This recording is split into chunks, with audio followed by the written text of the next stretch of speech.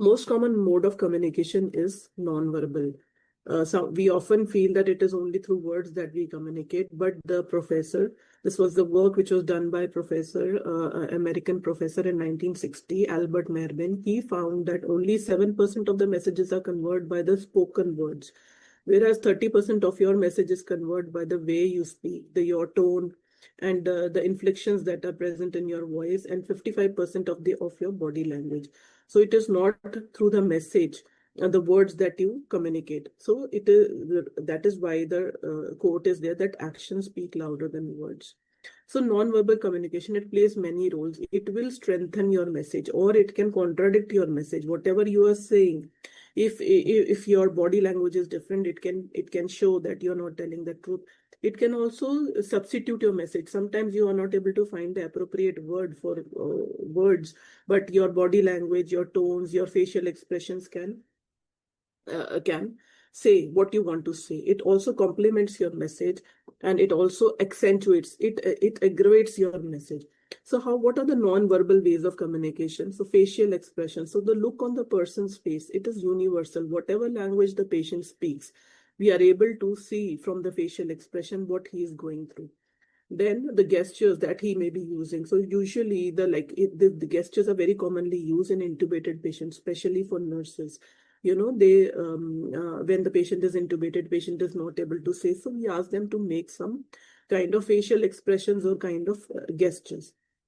Then the body language, the cross-armed, the how you sit, what your body is conveying, that gives an expression. If you are sitting in a cross-legged defensive position, this shows that there is some kind of defensive. You are not open to what the person is talking. And also, if the attendant is having hands on the hip, it gives kind of a angry impression. And when one is speaking to the patient or to the attendant, if one is sitting attentively, it shows that you are confident, smart, and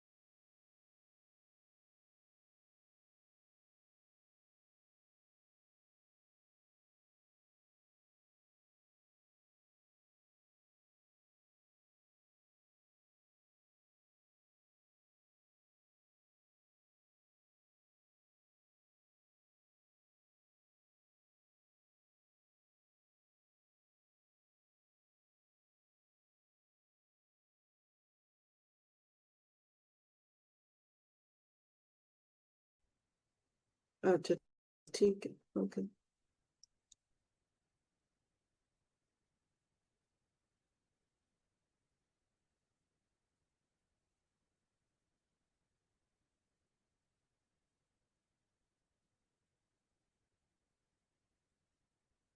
So eye contact, it is very important to maintain an intermittent eye contact whenever you speak with the person. Some comfortable eye contact is mandatory. This shows your confidence, but this eye contact should not be uncomfortable for the person. And um,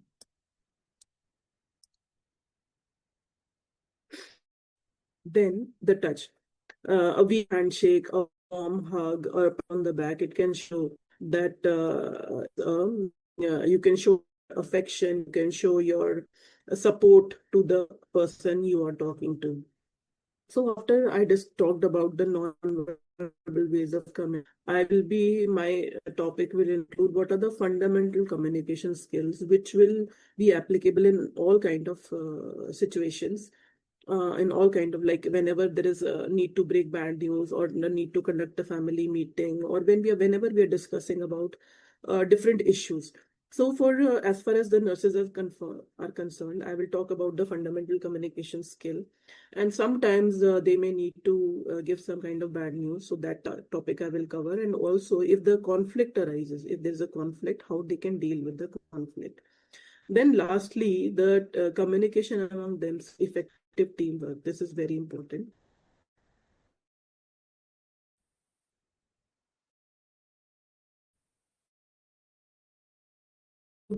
The fundamental communication. So this is the steps, which are the 5 most important. The first step is very important, noting the coping style of the attendant. So I will discuss it one by one. So ask, tell, ask. So first of all, you ask. Don't just start giving your own message after you have introduced. If you have to talk to the family member, so after you have introduced yourself, you ask the family member what is their current understanding of the situation, what the doctors have been telling them, and what do they want to know. Then before giving them any information, you ask their permission. So when you listen to them, you will know, you will have the knowledge about what is their current situation, what is their understanding, what is their emotional level, what is their degree of education, what misconceptions they may be carrying about the current situation, the concerns of the person, of the family members, and what is the language style that they use, what language do you have to use. So after you have listened to the family member and you have kind of gained a background knowledge about this thing, so then you frame your message. The message that you want, that you should start with, that should have only, that should be in a 2 or 3, it should not be too long, but it should be in a straightforward language. It should not include too much of the conceptual of the medical language. And whenever you are giving when you're giving your message, make sure that this message is simultaneously being understood, and use a very, if you have to speak in any language, especially in English, you use very simple language, simple layman language, to make them understood. So then the importance of words, what CIP words do होते you, हुए CIP उधर अंदर ही मैं हाँ so whatever उधर निकल words that जाता है जाके, हाँ जहां से हम लोग मुड़ गए थे in सीधे आते थे इस रोड में आते। हाँ so there is some disturbance, someone's audio is on, kindly switch it off. So whenever the words that we choose in talking to the attendants, these are very important. So we should not use certain words like like withdrawing care, that we are withholding something. So it should not be using. So we are not withholding something. We are withholding some kind of a life sustaining measure. So like we cannot say that there is nothing more we can do. We always have something to do. So we have to be very clear in what words that we are using. So there we can specify that we are not going to do this, but we are going to support the person. We are going to keep the person comfortable. So and also, like, no escalation of treatment, it doesn't mean anything. So we should specify that we are not going to do these things because these things doesn't carry any value, but we are going to take measures so that the person stays comfortable. So it is very important that the words that you choose should not convey a wrong message that we are not going to do anything about the patient. So then after we have told, we have given our message, then you again ask the family member what they have understood. Did they hear what was said? You can ask them to repeat the message in their own words. And also you can ask them, do they want you to repeat any of the information that you have provided? Have they fully understood the information that they have provided? Then you ask, then you explore more. Then do they need any more information on any aspect, on any point that you have told? And you can there's so much to explore whenever you're talking. So this will kind of help you in understanding the person to whom you are talking to. Then whenever we are talking to these, you do not use direct questions. You can reframe the person's statements to gain more knowledge. Like you said that like you said, whatever concern he has expressed, you said that money might be a concern. So then he will elaborate himself on that. So you do not directly ask the question that is money a problem? Are you facing money issues? So those things. Then once the emotions, how to deal with the emotions, it is this is the mnemonic nurse. So naming the emotions. Suppose if the patient's attendant is going through sadness, he's crying in front of you, you can say that, yes, I can understand you are sad. It is usual, I can understand it. Or even angry, it is I can understand your anger. So naming that emotion, then showing understanding towards that emotions, that it is okay to have this emotion. Then showing respect towards this emotion, that I can I praise that how you are going to, what you are going through and how you are coping with this. Then showing your support and exploring more. So allow them to talk more if they are having an emotional reaction. So as far as emotions are concerned, it is usual for any attendant to say, how did this happen? Why did this happen? These questions are very common and they are normal. So don't be disbelief, anger, sadness, frustration. It is a very normal for a patient's attendant. Don't be shocked by it. It is okay. That thing is the first that we need to understand, and once we understand, then only we are able to respond with empathy. We are able to listen, and it is not necessarily that you have to reply or say something. Just listening will be able to help them in their emotions and recognize what they are going through. And at the time the patient is having an emotional reaction, they are less likely to understand your medical terms, percentages. So at that time, hearing is sufficient. Don't try to give them much cognitive information. And during an emotional reaction, it is very difficult to find them to make any decision. So give them time to go through their emotions, and they show them that you can take your time. I'm not in a hurry. So don't be in a hurry. Don't push them to make any decision, and always accept their emotion. Accept it doesn't mean that you agree with your anger. Just accept them. Let them be out. So this will help the emotion to go through, and so that then they are able to reach into some kind of a communication. So then the person has undergone an emotional through their emotions, then you assess what kind of person you are talking to. So there are usually two types of people. Either they are monitors or blunters. Monitors means there are people who kind of constantly seek numbers, information, what is happening to my patient now, what is the SpO2, what is the BP, 5 minutes back BP was this, heart rate was this, now what is the BP, now tell me how much ADR is going. So they will ask about the numbers. Then there are people who do not care about the numbers. You try to give them numbers, see so many NORAD ADR is going on, your patient is sick, so they do not care. So they are so much emotionally attached, and they are so much hopeful that they go into a denial mode. So there are two types of people. So if they are monitors, they are seeking too much information, then you try to take them, don't give them much information, try to take them away from information and try to bring them to their emotions, and tell them to not focus on information, but acknowledge their emotions. But if the person is blunter, he is totally ignoring the kind of information that you are giving them. So ask them, shift them towards information so that they can be more practical. So you go towards ask, tell, ask. So also learn about other losses the family has suffered, and how does the family cope, what is the situation in the family. Learn about how family gets along, who makes decisions. So how are you coping through this? So all these situations will help. So there are certain common pitfalls which everybody commits while communicating. So talking too much, doctors talk too much, or doctors, nurses, we think that we should talk, rather we should be on the listening terms. So you should listen, and then in few sentences you should know what the family wants to know, then precise and concise and understandable language, then you convey. So don't talk too much. First of all, listen. Then making assumptions about what family knows. We assume that family already knows this or doesn't know this. So first of all, listen and know what the family knows. What does the person know? What is his current level of understanding? And don't give pathophysiological lectures. Don't tell them non-epi, urine output, AKI. Don't give them these kind of lectures. So give them a big picture, give them a big knowledge if you have to.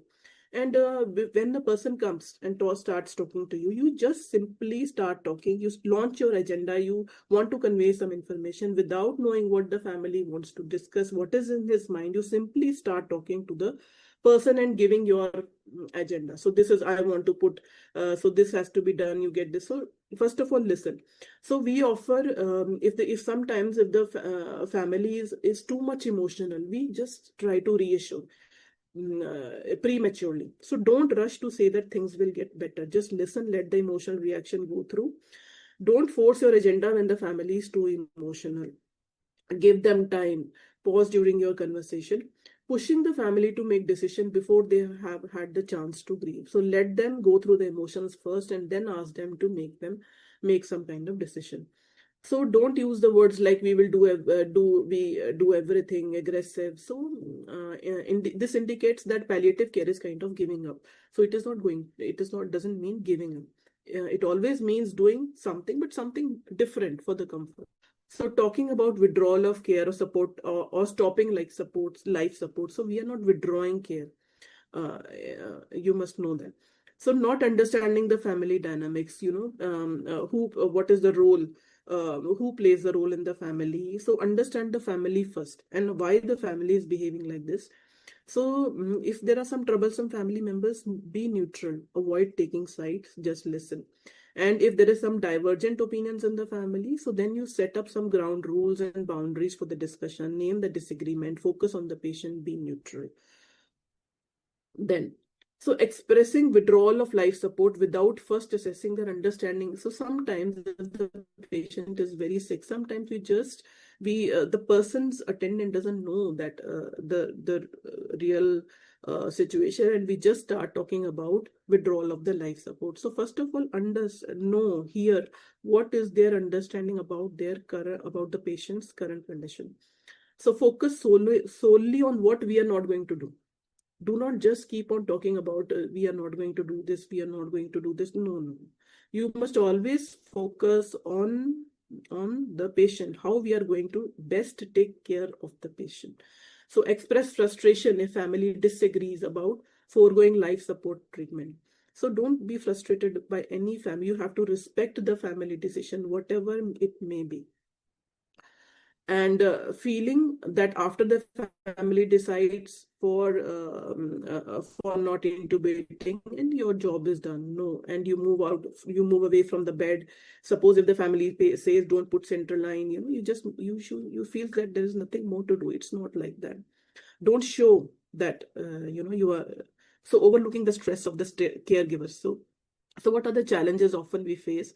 So sometimes the family feels that they feel guilt, and they feel that if they are foregoing some measures, so this is going to take away the life of the patient. This is going to cause the death of the patient. So you have to deal with this fact again. You have to tell them that the patient is already dying. Whether you do something or you don't do something, there is no need to be guilty. So then, fear that limitation of life support will cause intractable suffering like pain, suffocation, and dyspnea. You always assure them we are going to take measures so that he doesn't feel pain. Then there could be some legal concerns. There could be spiritual reasons. There are many reasons behind a family's decision. So then, even if the family disagrees for all kind of treatment, still the patients may survive to hospital discharge. So death is always uncertain. It doesn't always mean that the patient is going to die. So sometimes the family asks, so how long the patient has? So we do not have any answer. We cannot give any answer. So we should not. Death is always uncertain. So pearls express non-abandonment. Express support for the family's decision. So you can say that I respect your dad's decision is the most difficult decision that the family has to do. I'm sure this is very difficult to do. I really appreciate or respect. So use such words in which you show the support for the family and take care of the family's needs, whatever may be. It may be a need for the information, the need to stay with the patient, the need to apply some kind of spiritual practice for the patient. They want to give some water to the patient. So respect all these family needs are very important. You have to take care of this. Then there are 10 practical strategies for effective communication with relatives of ICU. So trust matters. It is very important that the relatives trust you. Trust, if there is no trust, they are not going to believe you. So this can happen by allowing the relatives to witness clinical care and decision making.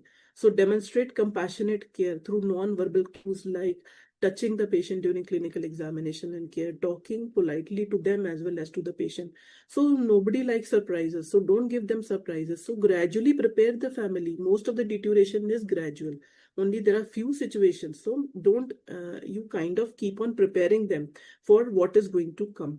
So no solo act. So that means that whatever you are saying has to be in agreement with all the specialists. Even if a doctor is saying, so the nurse should be giving the same message to the family. So the family should not receive mixed messages. So, and then you take your time. Well, whenever you are talking to the family, you should give a proper time in which your phone is not ringing. So you are able to give full attention to the person to whom you are speaking to. So whenever you start the conversation, you start from the beginning, retell the story, especially if it is complex. So you can start beginning with some kind of a grossly from the story, so that the relevant facts are acknowledged. So how things unfolded. So those things, this will help in correcting any errors or misinterpretations that the person has about the current situation. And they are definitely in this conversation you may forget because you are this is your job, but the person to whom you are speaking to, he is going to remember you, is going to have a very deep impact on that person.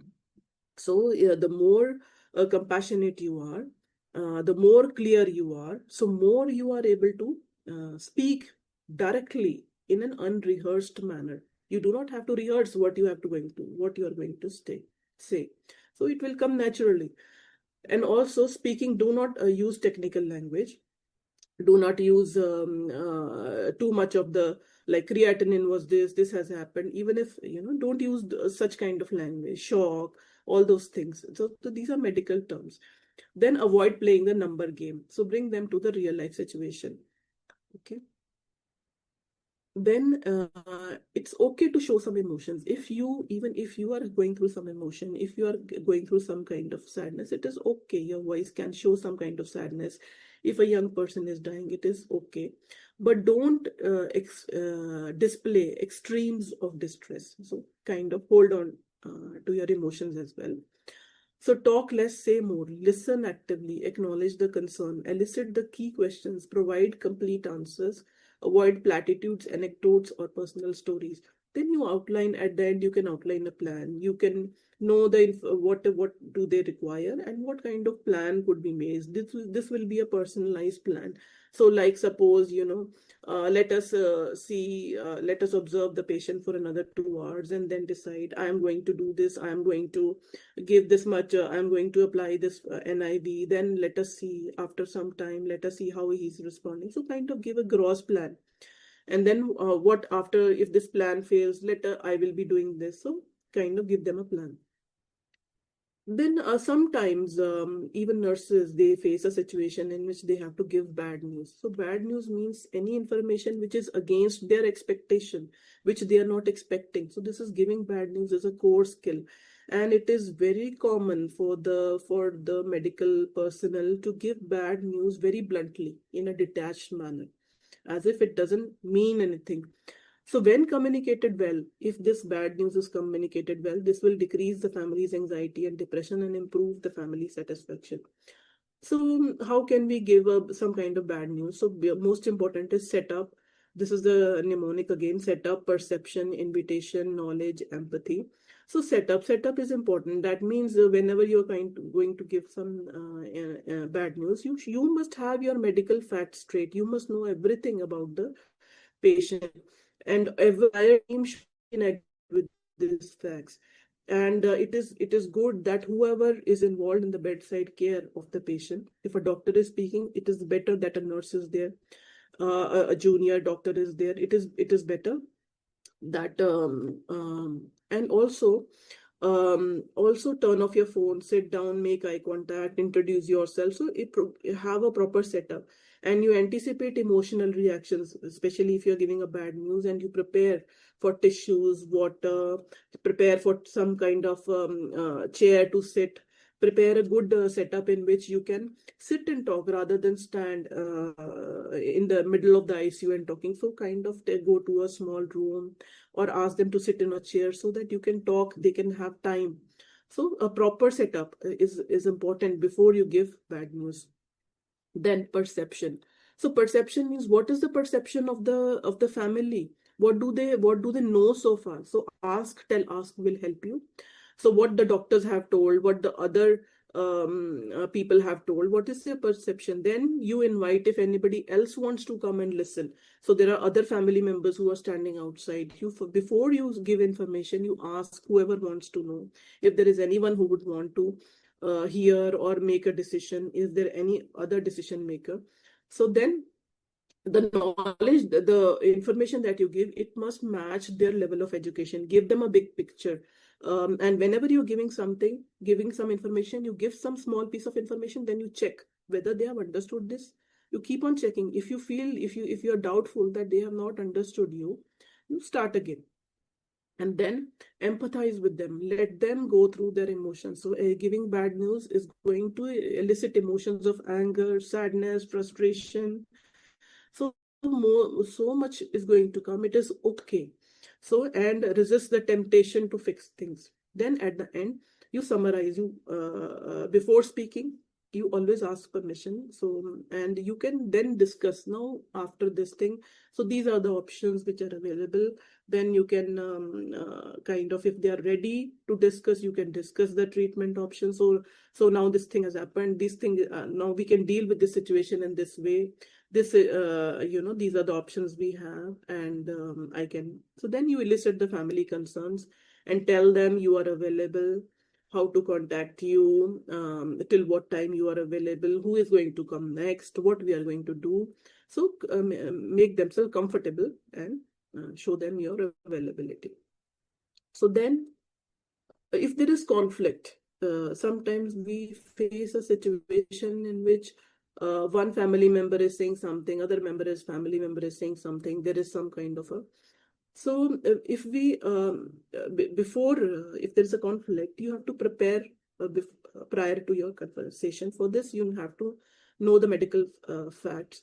Who is most likely to know what the patient would have wanted? That means if the patient is not able to decide for himself, so which family member is more close, which family member is likely to understand, and who is best able to represent the patient's interest.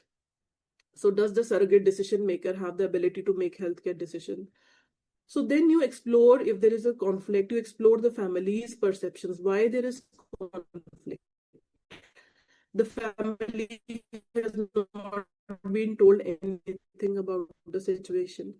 The family has been given information, but suppose you are writing, you are saying something in English, and the family doesn't understand English, but you are not able to perceive, so they have not understood anything so far which is conveyed to them. The family has been receiving conflicting information by different healthcare providers. Primary team is saying something, the ICU team is saying something, nurse is saying something else. So then they get angry. The family is receiving mixed messages.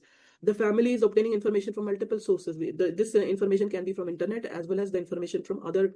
The family can gain information from other patients' attendants, what they are going through. If they had a bad experience, they keep on talking with each other and they can make an opinion. What the family is seeing conflicts with what you are saying. What you are saying, they do not believe you, they do not trust you, because your body language is different. So then attend to the family's emotions. The family is likely under stress. The family might be in denial. The family is sad and grieving. The family could be frustrated and angry. So let these emotions, you just let them be. So what are the common patterns of conflict? Why the family is behaving? Either there is some kind of guilt that they are not taking this will the patient is not improving. So, or they do not trust, there is lack of trust with the healthcare system, or the family is hoping for a miracle, the family is not doesn't look at the fact. So then identify the relevant issues and you can devise a strategy. Attend to your responses to the family, give them time, consider a time targeted trial with clear goals. You can say that, okay, let us observe for 2 hours and then we can do this. And then sometimes you have to compromise with the situation as well. Then lastly, I will try to talk about the communication within the family, which is a critical care. Critical care itself, it is a family in itself, which takes care of the patient. So the complexity of the critical care deems that all members of the critical care team, which includes the nurses as well as the doctors, they communicate, they behave as a family towards the patient. So these patients cannot be managed by a single person. So it is important that they themselves. So from aviation, this is the we get this message that aviation research also suggests that in a crisis, which is very common in a critical care, 10% of the people will lead, 10% is going to freeze, but then there are 80% that will neither lead or freeze, but they can be led. So that means, whenever there is a crisis situation, there needs to be some kind of leadership. So to lead the people who is taking care of the crisis to come to a decision, what we are going to do next. Suppose if the patient is crashing, so there needs to be all 5 members of the critical care, which includes the nurses, which can include the GDA, which can include the doctor. So they need to be guided what has to be done. Nurse, you do this. GDA, you bring this, you bring oxygen, you bring this. So they need to be led. Okay. So effective teamwork, it is defined as cooperative efforts to achieve a common goal. This will need leadership, effective communication and coordination, and decision making. But not all teamwork is good. Sometimes just for the sake of blind obedience, we are not able to express our thoughts. Sometimes we find comfort in group thinking. So my boss is thinking like this, I will not share my opinion. We are not comfortable in asking questions. We are not ready to disagree with with what is going on. So they should not be there. There should be a healthy team work. So team communication is more than talking.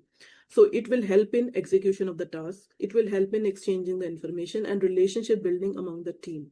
And it is also more than just what is said. It matters how it is said and how it is understood. So during a crisis, even experienced people, they just become silent because due to their stress and anxiety. So this is not right. So we should be verbal. And we should not use ambiguous speech. ambiguous messages. That means perhaps we need to do this. No. It should be very clear.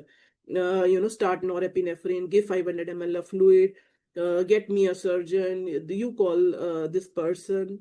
So it has to be no ambiguous message. The message has to be very clear. It should not be, I think, you think. No, it should not be like that. So in a crisis, using the wrong communication tool is at least as dangerous as selecting the wrong surgical tool. So say what you mean and mean what you say. So among communication, closed loop communication is very important. Especially whenever you speak to your nurse, suppose John, you bring the laryngoscope, check the laryngoscope, tell me when it is done, tell me if the suction is working. So you should always address the person to whom you are talking to, so that that person can reply back. Yes, madam, the suction is working. Yes, madam, the laryngoscope is there. Blade number 3 is there. Blade number 4 is there. How many tubes you need? So all these things. So communication is very important. Then call outs. You should loudly if you're observing something on the monitor, just say it loud so that everybody can know he's going back into ventricular fibrillation. Step back method. You should be like stop compressions, reassess the cardiac rhythm. Yeah, stay back. We are going to defibrillate. So then repeat back method in order to assure safety.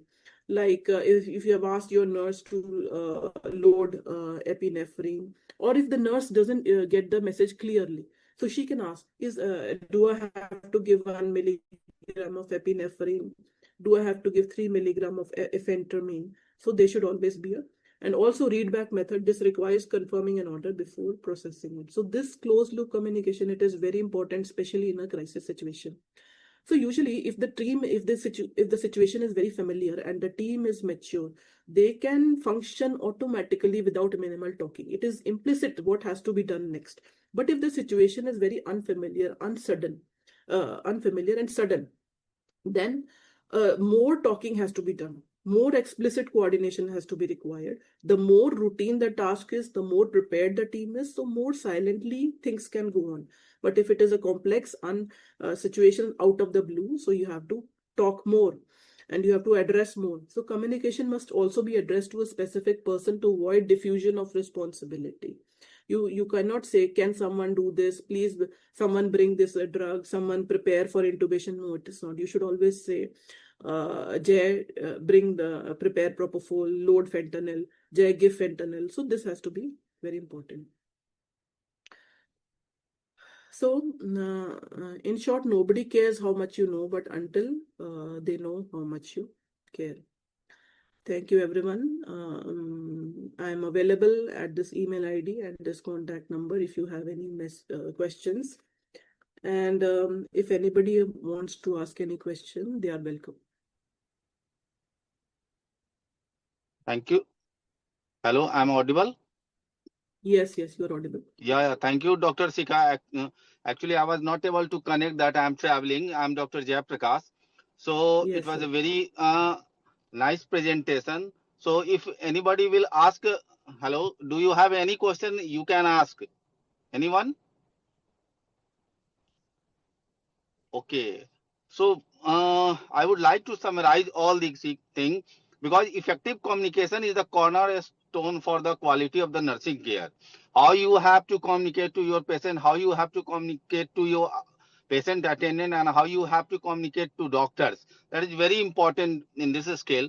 So basically the type of communication, if you look at that, that is verbal communication, that is non-verbal communication, and sometimes yes, paraverbal communication, that how you are using your tongue, how you are with tone, pitch, rhythm, and volume. These all are the effective method in the communication skill. So the agenda of this topic, what we felt that communication for the nursing student or the nurses who are taking care of the patient is very important.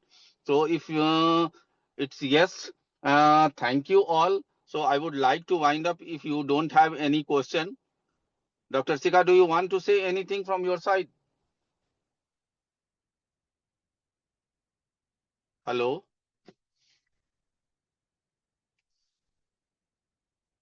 Hello? Yes, sir. Do you want to say conclude? Sir, in conclusion, I would like to give everybody a message that sometimes, most of the times, nurses stay back foot on communication. They do not. Nobody has actually. My first slide simply shows that we are not prepared. We do not know how to communicate. And in the care of the patient, then even in the terms of communication, nurse plays as important role as doctor. And I feel that nurse is as important because nurse is spending maximum time with the patient. The nurse is observing the patient, and nobody can communicate better about the patient's emotion to the attendant. So there are many things that the attendant wants to know, which a nurse can observe and convey to the attendants. And there are many non-medical requirements of the family, which doesn't have to do with drugs, which doesn't have to do with BP, which Yeah, doesn't have to do with disease. It has to do with the overall feeling, how the patient is feeling, how comfortable the patient is feeling, and what is going through. It could be simply like what the patient did. The patient finish the food? It could be simply that. Is the patient liking the food? What is the problem? Why is the patient angry? He's having some problem with the Foley. So it is there are so many things which is very important.